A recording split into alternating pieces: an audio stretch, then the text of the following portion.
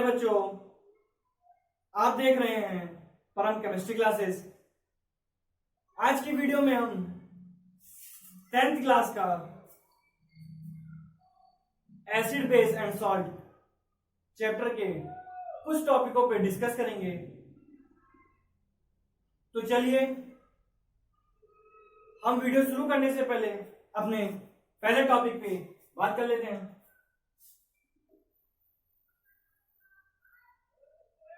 हमारा पहला टॉपिक है अम्ल, जिसको आप कहते हो एसिड। तो अम्ल क्या है? अम्ल का जो छोटा सा डिफिनेशन है, साधारण सा डिफिनेशन है, वो ये है कि वे पदार्थ जो स्वाद में खट्टे होते हैं अम्ल कहलाते हैं। वे पदार्थ जो स्वाद में खट्टे होते हैं अम्ल कहलाते हैं। क्लियर है? तो ये अम्ल शब्द की उत्पत्ति हुई कैसे, इस पे बात करते हैं। जो एसिड है ये हमारा एक लैटिन वर्ड होता है। कैसा वर्ड है? लैटिन। जैसे जर्मन भाषा होती है, इंडियन होती है, उसी प्रकार से एसिड हमारा एक लैटिन वर्ड है जिसका अर्थ होता है खट्टा। जिसका अर्थ क्या होता है? खट्टा। तो एसिड कैसा वर्ड है? लैटिन, जिसका अर्थ होता है खट्टा। तो वे पदार्थ जो स्वाद में क्या होते हैं? खट्टे होते हैं, अम्ल कहलाते हैं। या ये कह सकते हैं कि वे सभी पदार्थ जिनका स्वाद खट्टा होता है या वे पदार्थ जिनमें खट्टापन उपस्थित होता है वो सब क्या होते हैं? अम्ल कहलाते हैं। क्या कहलाते हैं? अम्ल। क्लियर है? ठीक है। अब अम्ल कितने प्रकार से पाए जाते हैं? तो अम्ल दो प्रकार के पाए जाते हैं। अम्ल कितने प्रकार के पाए जाते हैं? दो प्रकार के। कौन कौन सा? पहला आपका है कार्बनिक अम्ल। कैसा अम्ल? कार्बनिक अम्ल। दूसरा आपका है खनिज अम्ल।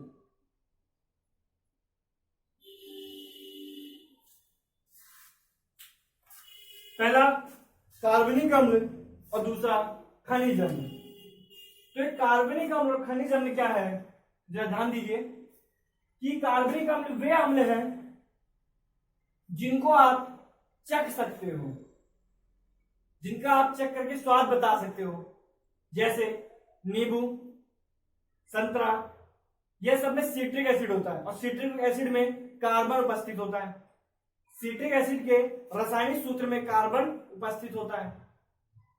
तो नींबू, संतरा आप चख सकते हो, इसलिए वो कार्बनिक एसिड। और इमली हो गया टाइट्रिक एसिड, दूध हो गया लैक्टिक एसिड।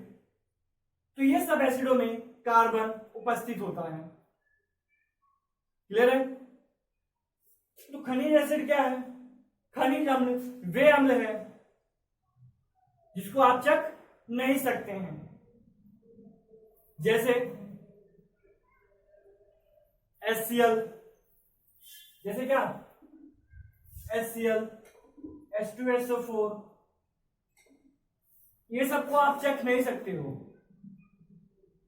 जैसे तेजाब, तेजाब को आप चख पाओगे? नहीं चख पाओगे। तो वो सब अम्ल कैसे अम्ल होते हैं? खनिज अम्ल होते हैं। क्लियर है? तो कार्बनिक अम्ल वे अम्ल जिनका आप स्वाद चखकर बता सकते हो, जैसे दूध,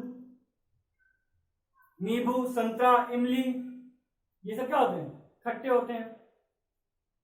और खनिज अम्ल जिसको आप चखकर नहीं बता सकते हो। क्लियर है?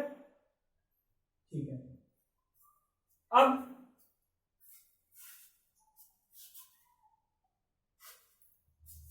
अपने अगले टॉपिक की बात करते हैं।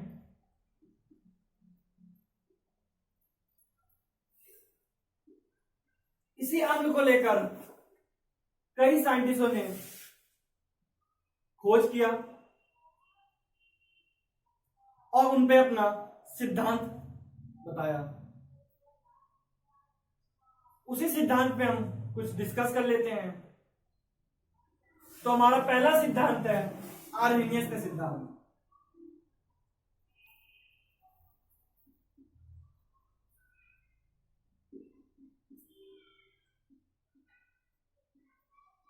आर्हेनियस का सिद्धांत।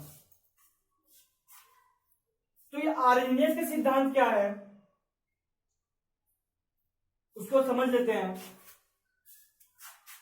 कि आर्हेनियस ने, जो साइंटिस्ट थे, उन्होंने ये बताया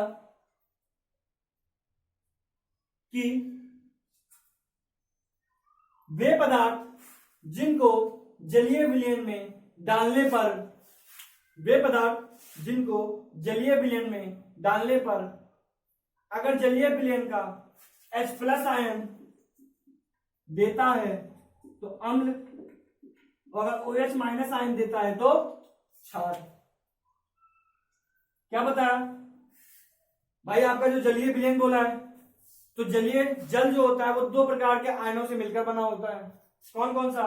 H+ और OH-। वाटर आपका क्या होता है? आयनिक होता है ना। तो जब इसका आयनन करेंगे तो H+ और OH- मिलता है। तो आर्हेनियस का सिद्धांत ये कहता है कि वे पदार्थ जिनको जलीय विलयन में डालने पर अगर जलीय विलयन का H+ आयन देता है तो अम्ल, अगर OH- आयन देता है तो क्षार। क्लियर है? H+ देगा तो अम्ल, OH- देगा तो क्षार। कैसे? एग्जाम्पल लिखते हैं HCl का। HCl को जब जलीय विलयन किसमें डालोगे? H2O, तो क्या देगा? H+ + Cl-। तो जलीय विलयन में डालने पर क्या दिया? H+ आयन दिया। तो H+ आयन देने वाले क्या कहलाते हैं? अम्ल। तो ये HCl हमारा क्या होगा?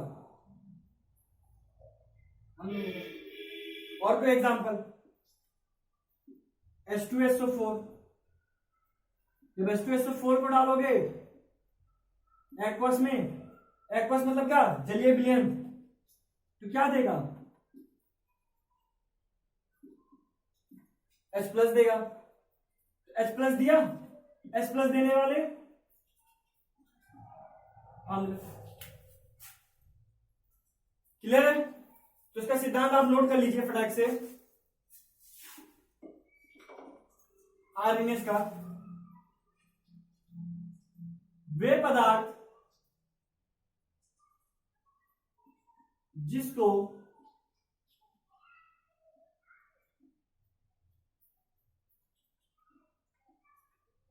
जलीय विलयन में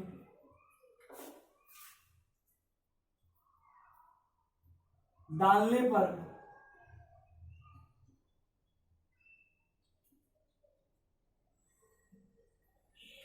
जलीय विलयन का H+ आयन, H+ आयन दे। इसके अतिरिक्त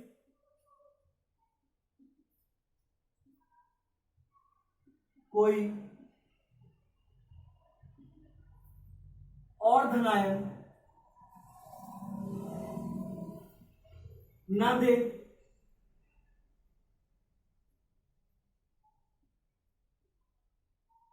अम्ल कहलाते हैं। क्या कहलाते हैं? अम्ल कहलाते हैं। क्या बताया कि वे पदार्थ जिसको जलीय विलयन में डालने पर जलीय विलयन का H+ आयन दे, इसके अतिरिक्त कोई और धनायन ना दे, क्या कहलाता है? अम्ल कहलाते हैं। अर्थात मतलब आप कोई ऐसा पदार्थ लीजिए, मतलब जो आप पदार्थ ले रहे हैं जिसको आप जलीय विलयन में डाल रहे हो, उसमें डालने पर वो केवल कौन सा धनायन दे? H+ आयन दे। कौन सा धनायन दे? H+ आयन दे। तो वो क्या कहलाएगा? अम्ल कहलाएगा। उसके अतिरिक्त कोई और धनायन ना दे।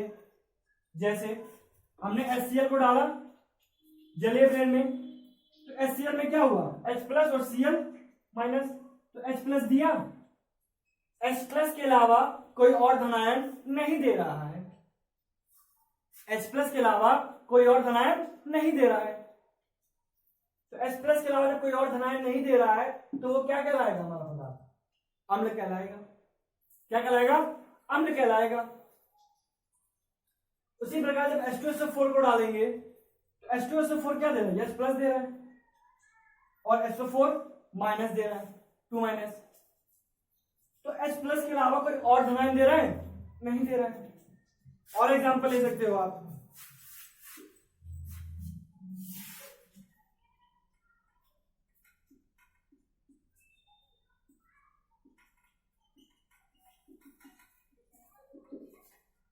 एसिटिक एसिड कहते हैं इसको, क्या कहते हैं, एसिटिक अम्ल, जिसको आप सिरका भी कहते हैं।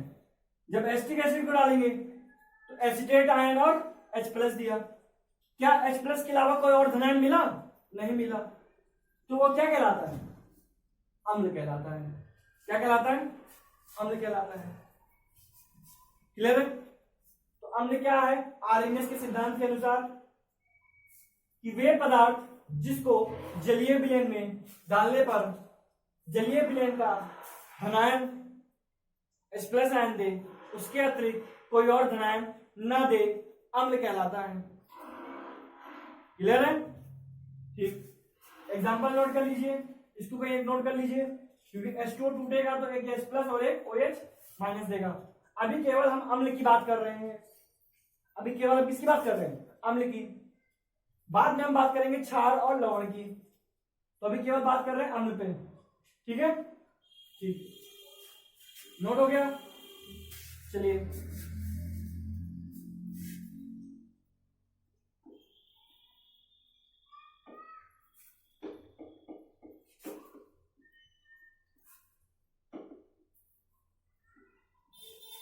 अब ध्यान दीजिए। तो आर्हेनियस ने यह कह दिया कि जो H प्लस आयन दे वो अम्ल। क्लियर है। तो आयनन के आधार पर, आयनन मतलब क्या, H प्लस की मात्रा के आधार पर अम्ल दो प्रकार के, आयनन के आधार पर अम्ल दो प्रकार के। कौन कौन सा, एक है आपका प्रबल अम्ल, इसको आप कैसे हो, स्ट्रॉन्ग एसिड, स्ट्रॉन्ग एसिड्स। दूसरा आपका दुर्बल अम्ल, जिसको आप कहते हो वीक एसिड। तो प्रबल अम्ल और दुर्बल अम्ल है क्या, ध्यान दीजिए। तो पहले हम प्रबल अम्ल का डिफिनेशन लिख लेते हैं।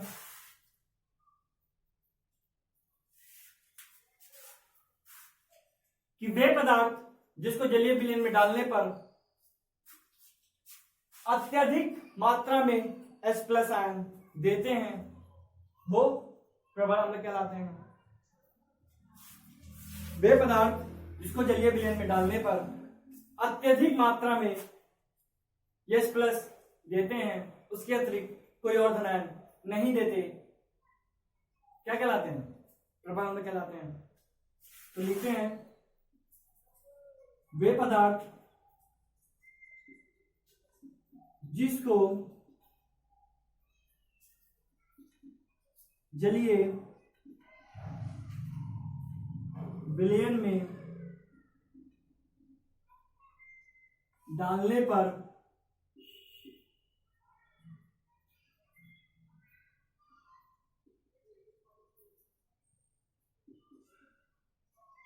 H प्लस आयन की मात्रा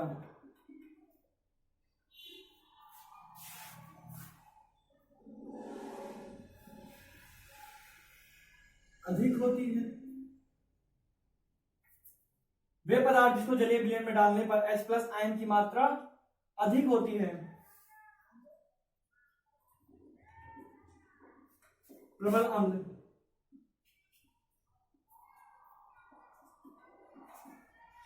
कहलाते हैं। वे पदार्थ जिसको जलीय विलयन में डालने पर H+ की मात्रा क्या होती है, अधिक होती है, क्या कहलाता है, प्रबल अम्ल कहलाता है। अर्थात उसमें अगर हम किसी जलीय विलयन में अम्ल को डाल रहे हैं तो अगर H+ की क्वांटिटी क्या हो, अधिक हो, H+ की सांद्रता अधिक हो, तो प्रबल अम्ल, जैसे HCl, H2SO4 etc। जब HCl को डालेंगे तो HCl टूटेगा, कहां डालेंगे, एक्वस में, तो क्या बनाएगा, H+ और Cl माइनस। H2SO4 के साथ भी यही है। ये सब क्या होते हैं, प्रबल एसिड होते हैं, जिनको जलीय विलयन में डालने पर H+ की जो क्वांटिटी होती है वो अधिक मात्रा में होती है,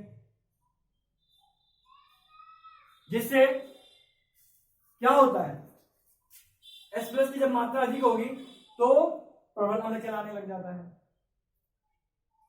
उसी का उल्टा कर दो, दुर्बल अम्ल, कि H+ की मात्रा क्या होती है, अधिक की जगह कम कर दो, कम होती है, प्रबल की तरह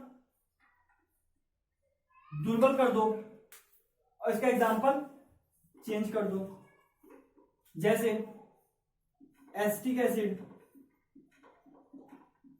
HCl etc।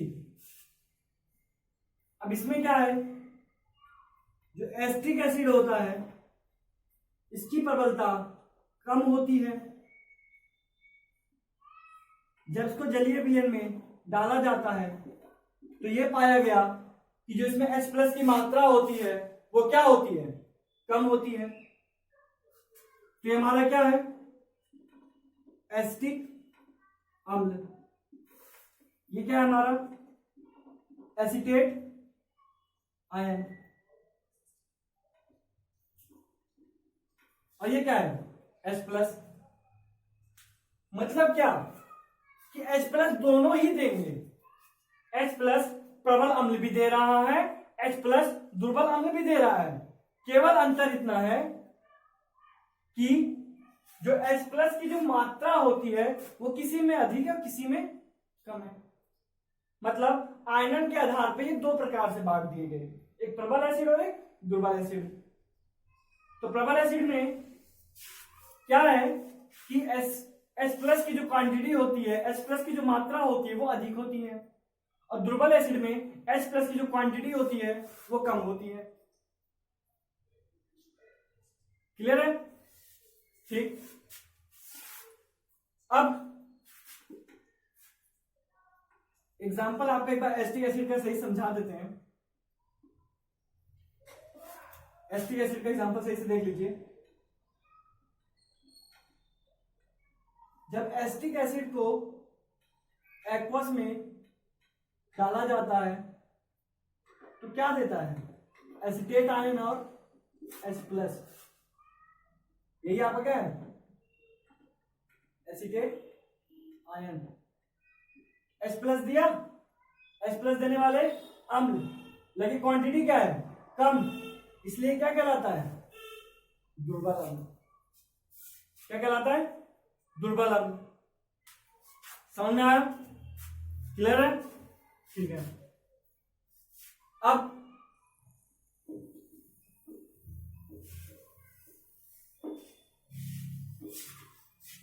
जरा ये बताइए, आपके दिमाग में क्वेश्चन अगर आया होगा कि हम जलीय विलयन में अम्ल को डाल रहे हैं और वो जलीय विलयन में जा करके H+ दे रहा है, तो H+ जाता कहां है उस जलीय विलयन में, क्या मुक्त अवस्था में रहता है, नहीं। जो H+ जलीय विलयन में डाला गया वो मुक्त अवस्था में नहीं होता है। कैसे, जल का सूत्र ये होता है, और जो जल है उसके पास 2 इलेक्ट्रॉन के जोड़े होते हैं जिसे हम लोन पेयर कहते हैं, इलेक्ट्रॉन युग्म कहते हैं। युग्म मतलब जोड़ा। कैसे? ऑक्सीजन का जब इलेक्ट्रॉनिक विन्यास निकालेंगे तो 1s2 2s2 2p4, यही है। ठीक,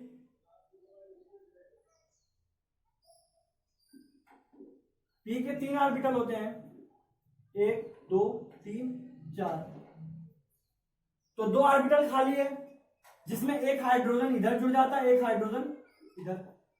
अभी भी जो ऑक्सीजन है उसके बाएं कोष में 2 इलेक्ट्रॉन के जोड़े हैं कि नहीं है? इलेक्ट्रॉन के जोड़े, ठीक।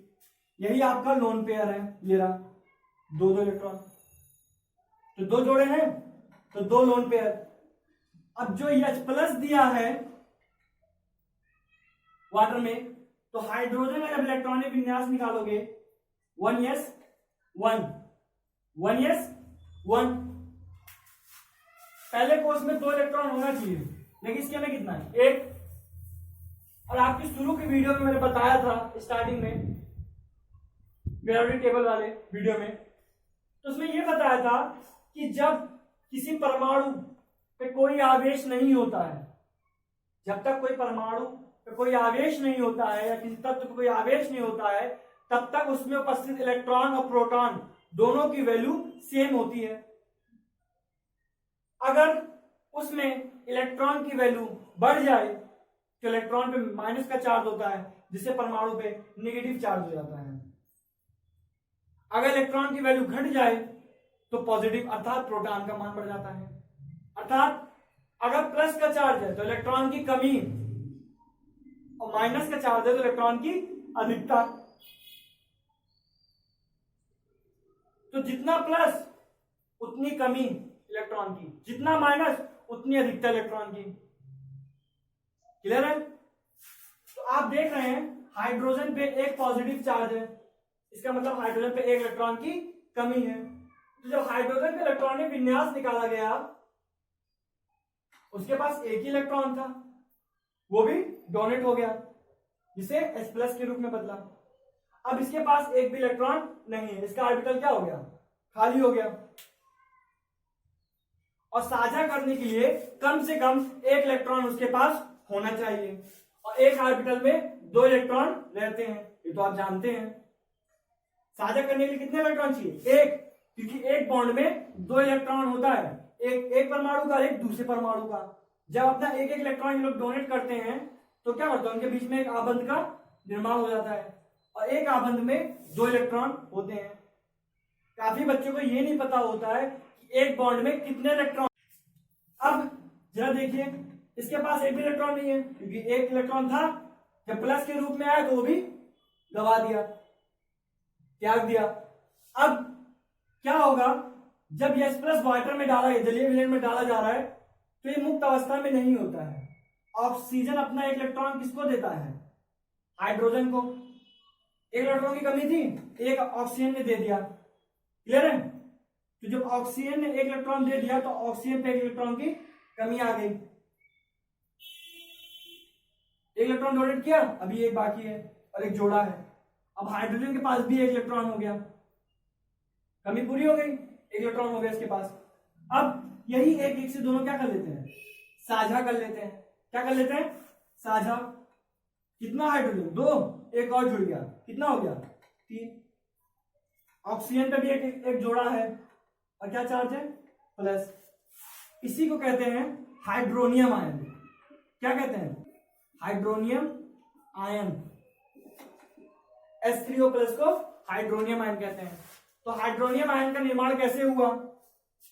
कि सिद्धांत के अनुसार कि वह पदार्थ जिसको जलीय विलयन में डालने पर H+ आयन देता है, तो H+ आयन दिया, लेकिन मुक्त अवस्था में नहीं होता है। वो H+ आयन को वाटर का जो ऑक्सीजन परमाणु है, वो अपना एक इलेक्ट्रॉन हाइड्रोजन को देता है, उसकी इलेक्ट्रॉन की कमी पूरी हो गई। एक इलेक्ट्रॉन उसके पास हो गया, एक इलेक्ट्रॉन उसके पास था ही। एक एक से दोनों साझा करते हैं और हाइड्रोजन आयन का निर्माण करते हैं। तो जो H+ होता है वो मुक्त अवस्था में नहीं होता है, वो हाइड्रोनियम आयन के रूप में जलीय विलयन में उपस्थित होता है। क्लियर है?